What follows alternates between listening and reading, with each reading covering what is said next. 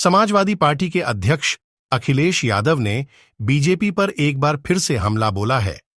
अखिलेश यादव ने बीजेपी पर सपा को 2022 के उत्तर प्रदेश विधानसभा चुनाव में साजिश करके सरकार नहीं बनाने देने का आरोप भी लगाया है।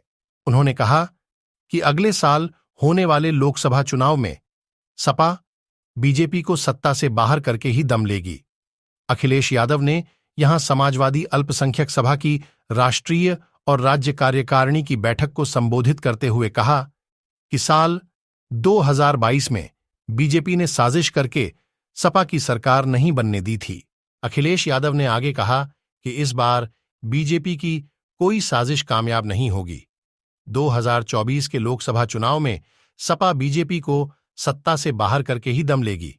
उन्होंने कहा, बीजेपी कायरों की जमात है।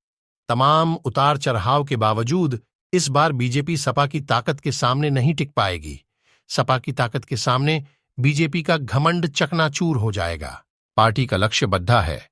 सपा इंडिया गठबंधन और पिछड़े, दलित और अल्पसंख्यक पीढ़ियां मिलकर बीजेपी को केंद्र की सत्ता से हटाने में कामयाब होगी। सपा अध्यक्ष ने आगे कहा, बीजेपी नफरती और षड्यंत्रकारी पार्टी है।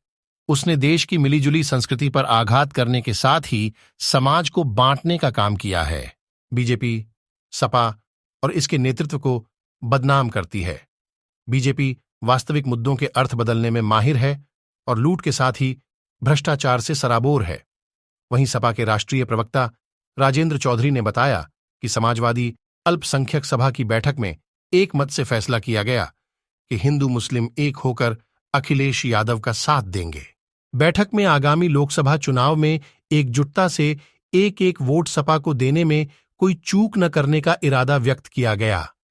बैठक में पार्टी के राष्ट्रीय महासचिव शिवपाल सिंह यादव, सांसद एसटी हसन, विधायक अब्बू आसिम आजमी और अब्दुल्ला आजम भी मौजूद थे।